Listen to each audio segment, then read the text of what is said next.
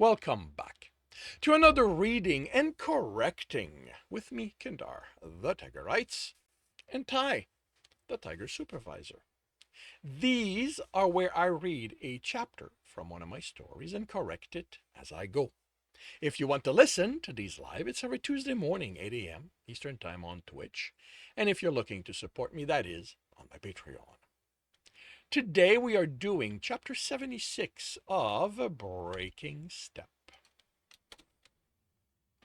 Tibs turned and studied the room. Visually, all it contained were the stairs, the table, and two trays, with one containing papers. Through his sense, there was there was the wall preventing them from stepping onto the stairs. From stepping onto the stairs, there was essence. There was the essence that made up the structure and furniture, but that couldn't be all there was. He hadn't been he hadn't been able to sense the trap that had snared Dawn until after it triggered, and he only sensed what it did, not the trigger itself. Stowe and Ganny were getting clever with how they hid their work, and he wanted to ask how they did it, what they did. He probably wouldn't get answers. Ganny would see to it. Stowe let nothing slip, since this was about Tibs overcoming an obstacle. But whenever Stowe was done dealing with this problem, Tibs was asking. Ganny would do her thing, and Tibs would do his. Asking questions was one way he went about overcoming stuff, and if he could trick Stowe into revealing something, well, he was a rogue. But now he needed to work this puzzle the way Ganny intended it. He couldn't undo the unseen wall, even if he was able to. He expected Ganny had set up something in response to show it was the wrong way. What did he have to work with that could be the puzzle? The table couldn't be moved. It was part of the structure more than a component. On it were two trays. One had papers. He grabbed one, but he grabbed one, but couldn't take it off the pile. The stack was a hole. He also couldn't move their trays from the table. He couldn't sense a connection between them, but that meant little. Why two trays? Mez asked. Too much paper for one, Ganny replied dismissively. That felt wrong. But was that because he couldn't imagine clerks wasting space with two when a taller one would suffice, or because he knew this was a dungeon-created puzzle and Ganny wouldn't leave useless item? Unless they were decoys. He reminded himself of the empty room he'd fallen for simply because there had been no doors. Then he needed to remind himself that he didn't know how places like this worked. Had there been such trays in the offices within the guild?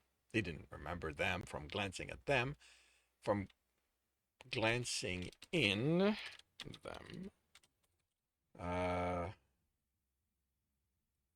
them, but Tarania did, and both had been filled each time he'd been there. Would runners have talked about that? Was she how it was done? Wait, what? Oh, okay, was she, well, it's Tibbs's thought process, so was she how it was done? Or did she not care about taking up more space on her desk? Nobles would know how things like this actually worked. Most runners came from cells, so would only have being called in to speak with Tirania as a model. The nobles might or might not talk about how things work, but runners certainly would. What did that leave him with? Blank papers in a stack. He took one of those that had been left behind after fighting a golem person and dropped it on the pile.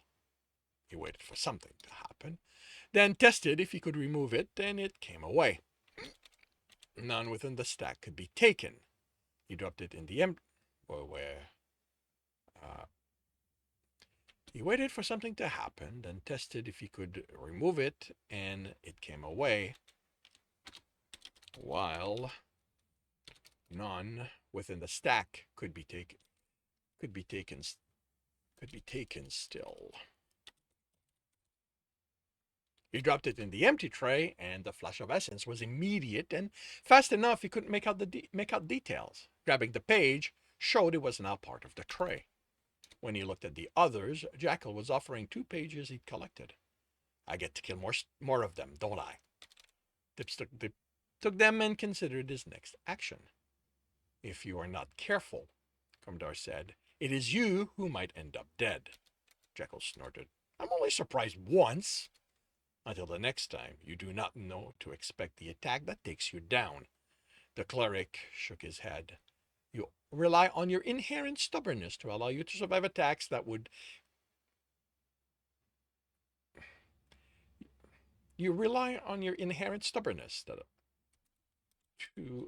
allow you to survive attacks that would kill anyone else. And my toughness, a question that it plays any part. You are simply too stubborn to understand you have been defeated. How many pages do we need? Mez asked. If we have to kill everyone here, we won't have time to explore the rest of the city once we're done. Then we get great loot out of this, Jekyll said, his grin widening. Could the tray really be about simply collecting the papers from the dead golem people? Loot came from killing a room's creature, and the creature themselves. The room was the building, which made where they stood, what, a corner of the room? Was it really about killing all the creatures? If so, why bother with a seeming puzzle, and how about the second floor? Since that was also part of the room, wouldn't they have to kill every creature there too for it to count? Let's just kill them and add the pages as we go, Jekyll said. If the wall goes away before we kill everything, we know we can stop there. Right, Tibs? He shrugged. I don't have a better idea. Is there not a danger the room will reset when we exit it? Commodore asked. The building's the room, Jekyll said. I'll be fine. I wish you hadn't said that, Mez grumbled. While Tibs considered what Jekyll said. The only thing that stopped Stowe from making changes to a room was how everything in it was usually interconnected. Because he couldn't change anything close to runners, what was in the room couldn't be changed as well. It was the usually that bothered Tibs. In a room as large as this building, there might be sections that weren't connected to the others. Then, what kept Stowe from having changes happen there? Were there concepts within offices that might impact what Stowe would do? How hard would he want to respect the idea of such a building? Tibs made a stone as they exited the room and placed it down to keep the door from closing. From what he noticed, work only seemed to happen when the doors were closed. Any time one had been open, it stopped until what had opened it was handled. I don't think that's going to keep the dungeon from resetting it, Mez said. It can't hurt, Tibs replied. They dealt with the next two rooms simply. Jekyll opened the door and Mez exploded arrows inside. Then Tibs and the fighter ran to deal with whatever was left. Commodore and Mez added supporting shots from the door. The room resulted in 3 pages, one from each golem person, as well as a chainmail shirt woven through with air essence, which Tibs figured accounted for how light it was. The door to the stair The door to the stair room remained open each time they returned to add the papers, and the inside was unchanged.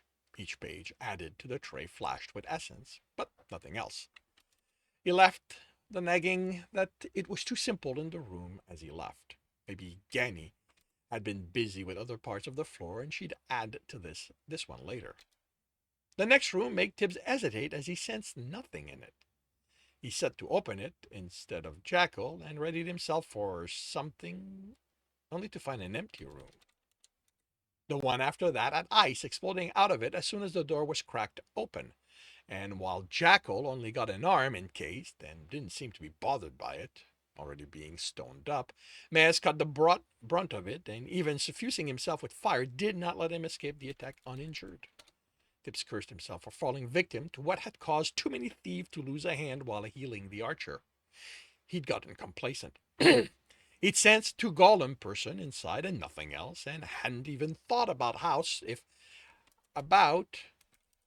if Stowe could hide essence if Stowe could hide essence from him, he could alter what Tibs sensed. The only reason Mez hadn't died was that fire was his element, that Okay, the only reason Maz hadn't died was that fire was his element and that he'd reacted quickly.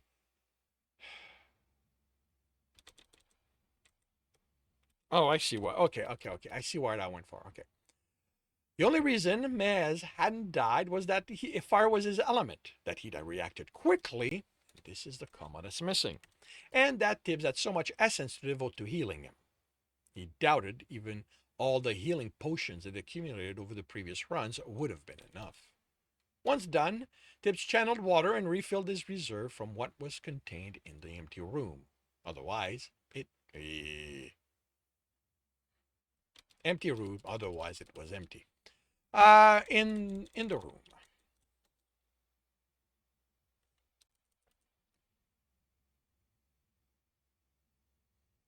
What was contained in from the okay, I need to reword this. From the essence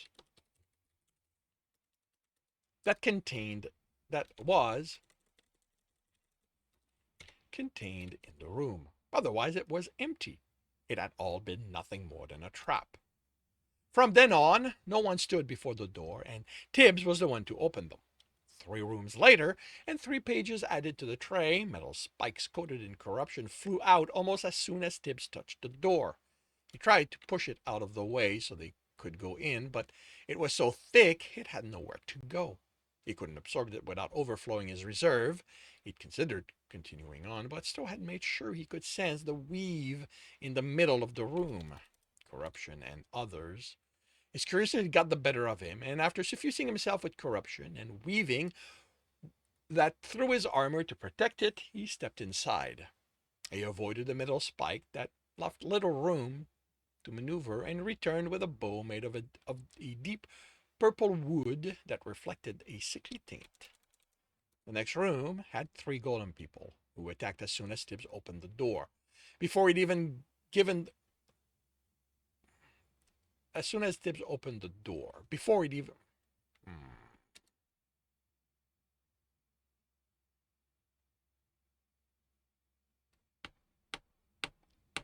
doesn't that doesn't read right. The next room had 3 golem people who attacked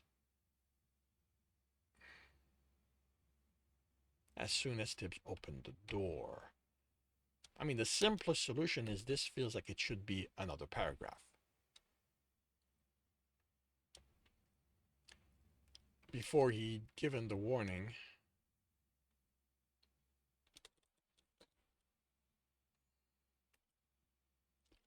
who attacked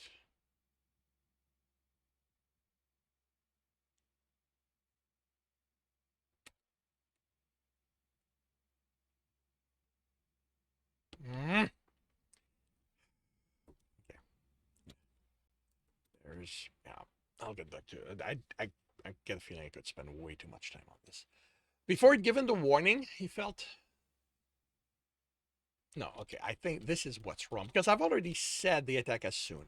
So it's not before he'd given the warning. It's before he could react.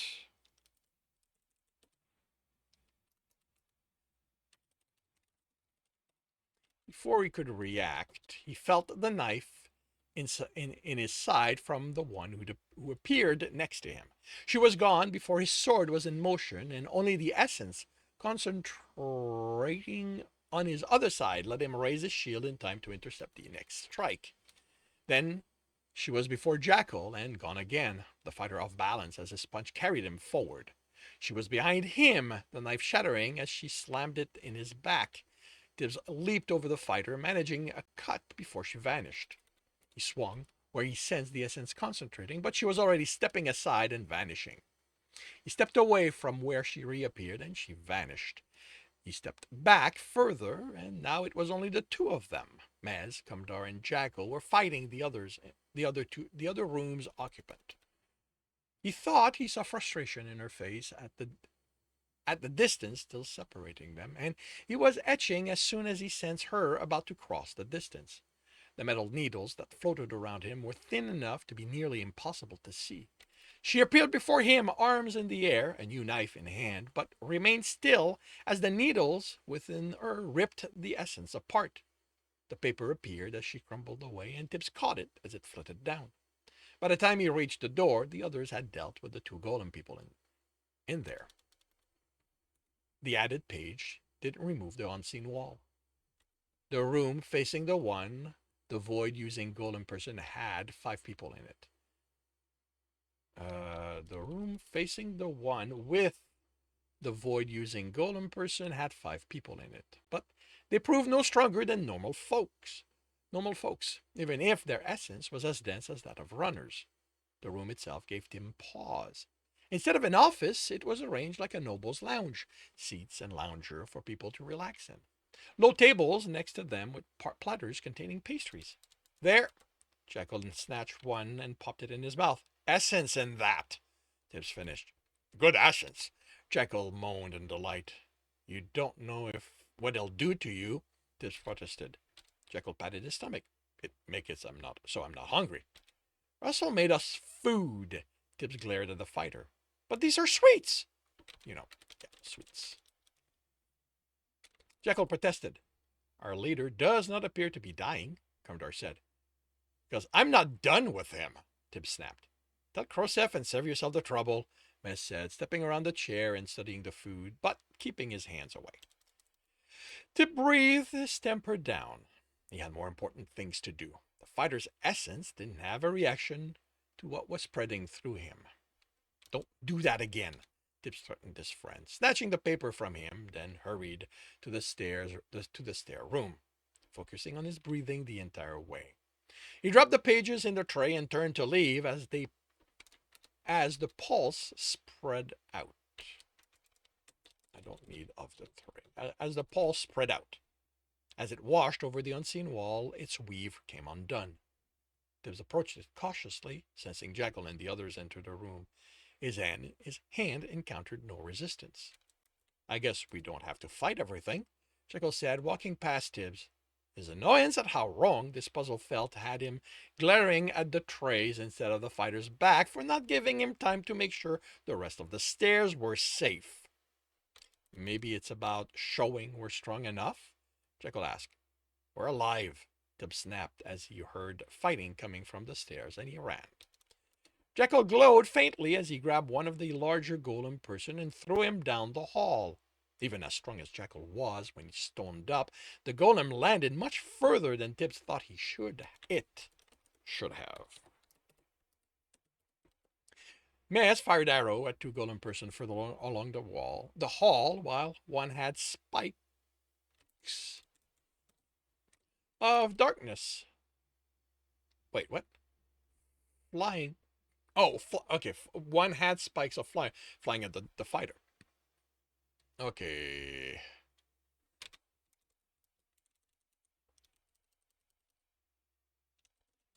Tibbs fought to wrench control of them, but their etching came apart as it encountered the glow surrounding Jekyll. The fight was over quickly, Jekyll crushing the golem people he reached, while Mez and Commodore dealt with those who were further. Tib was too stunned to act, and he cursed himself for it. How did you do that? He asked, while Jekyll picked up the coins left behind at his feet. The glow hadn't been at light essence. No idea. They attacked as soon as I got here, and I started glowing. It's making me stronger, tougher, and it makes etchings weaker, too. The pastry? Commodore offered. The dungeon doesn't usually help us. The potions have been noticeably absent on this floor, the clerk said. These may be its attempt at those while remaining within the theme. I don't think it gets where the loungers go then, Mez said. It is nothing more than a dungeon. To expect it to get so much correctly is clearly demanding too much of it. This corridor went left and right. Oh, sorry. This corridor went left, right, and ahead. Like under them, doors lined the walls. Do we check each room? Mez asked. The boss room is the last one on the floor, Jekyll replied, looking his glowing self over. The last room we check, or the one further from the entrance? Jekyll glanced at Tibbs. How would I know? He replied, annoyed. You're the one with so much confidence you don't bother letting me do what I'm supposed to do. I'm sorry, Tibbs. Jekyll spread his arm, grinning. But look, it was a good thing I ate it. That's not the point. Tibbs breathed. You didn't know it was going to be a good thing. Okay. You just acted. Did another jackal thing. Could have been poisoned. And you would have healed me. Tibbs breathed and glared. How? With purity. Or you'd remove the corruption. Or done something. Taking away corruption doesn't heal anything, Tibbs said. And how am I supposed to know how to fix that? We've never been poisoned. There has to be ways to do it without corruption, too, because I can take it out of alcohol and still get drunk. And this is a dungeon. How about you stop thinking I can fix everything? You promised Krosef you'd stop being stupid. Jekyll looked at his feet. Sorry, I didn't think. Okay, that's too normal for me to use it. You told Krosef you were going to stop doing jackal things. I don't think he can. Mess closed his mouth at Tibbs's glare. I'm going to be more careful. He returned the glare on the fighter. I promise? Jekyll added. Tibbs breathed. And he wondered if he shouldn't just abandon oneness completely for all the good it seemed to be doing. Still, what else could he ask from his friend? Short of giving up the runs, Jekyll would always be in situations that could kill him. And Tibbs wasn't immune to being overconfident. It had almost killed Mez this time. He pushed his sense until he filled the building. I don't sense creatures in the hall or behind the doors, but it doesn't mean anything anymore. Let's walk the floor once in case the room we want has a crest on it. Then we go room by room again and we find the boss before the end of the day. Jekyll went to the right. 6 doors later, they were at an intersection. Ahead, it continued for 3 doors and ended at a window. On the left and right, too many doors before another intersection. Tibbs headed to the window. Roofs as far as he could see, with a few buildings, with some higher than the others. It was brighter out, but he couldn't see the orb from this angle. Looked like late morning, Jekyll said. So it's past midday? Mez said, considering the sun here came up when the sun here came up compared to where it was when we entered. Should we not also be mindful of the fact the dungeon controls everything? It may not have the globe move at an even pace. This may be an attempt at keeping us beyond when the door has closed. You really think spending the night here is bad? The archer asked. Unless Tibbs asked, Jekyll closed his mouth. No way to know unless we stay, and I'm not doing that. He grinned. My man is waiting for me to tell him all my adventures and make sure I know how much he appreciates that I've returned to him. Even with how he's too big, even with how two's been sick, with how sick he's been. Jekyll narrowed his eyes. Do you think the only way he shows me his appreciation is by... Don't, Tibbs said. Yes, please spare us those details, Mez grinned. Jekyll rolled his eyes and stepped away from the window. I can't believe how dirty your minds all are. They went left, then right at the next intersection, and a group of 4 turned into the corridor from the other end. I've got this, Jekyll said, rubbing his hand together, then yelped 2 steps later as his feet flew out from under him and he landed on the ice. Tibbs glared down at him. What did you promise? That I wouldn't eat pastries from the dungeons anymore. Tibbs narrowed his eyes. I've got this. He pointed to the glowing hand with his other glowing hand. Tibbs, Mez shot an arrow. They're coming. Think, he told Jekyll, absorbing the ice and forming a sword and shield. Jekyll stood as a golem person, etched with something Tibbs barely sensed. To the stood as a golem. Okay, this A golem person. Okay, there should not be a comma there. Jackal stood as he stood before. Oh, okay. Now, okay. Stood as a golem person etch with something barely since reached them. The fighter stepped in the way of the attack, only for his glow to vanish before it impacted and sent him flying. I'm okay, he wheezed from the where he crashed. Tibs etched the cloud of needle from before, this time adding in, F. Instead of sending them at the approaching golem the way he'd expected, since F imparted motion from according to what he'd been told, the needles exploded in all directions. He absorbed those heading for him and his team and reminded himself he wasn't supposed to experiment with Arcanus during a run, especially not with one he'd learned about from other runners instead of his teacher. It did, at least, rip apart the foremost golem person. Kumdar stepped to his side, sending Dark Blast and his from his staff when the golem. Oh, blast and striking with his staff when the golems were close enough. Tibs darted blows against the golem, who also held the sword and shield, leaving shallow cuts. Its attacks were slower, but when they connected, Tibs felt them in spite of his armor, as well as the earth and metal coating him. Tibs, down, Mez called. The heat that came as he hit the floor warmed his back. He looked up as fire died off and the golem finished crumbling. The other two were also nothing but rubble. He headed for Jackal, sitting against the wall, arms over his chest. Bones were broken by the sense of the essence, and it did something else, but it wasn't fraying, so Jackal wasn't dying. I thought, Tibs raised an eyebrow as he wove purity. Jackal sighed. I hope it would last longer. Tibs applied the weave, and the fighter's breathing eased. What essence was that? I don't know. All he could tell was that he had never encountered it before. Tibs, Kumdar called. Once you are done with our leader, I believe I have located the room we are looking for. The cleric stood on the other side of the intersection, studying something by a door. He helped Jackal to his feet, then went to Kumdar. The door was in the center of the wall, the only one there. It faced the door, which had one on each side, as evenly spaced as all the others.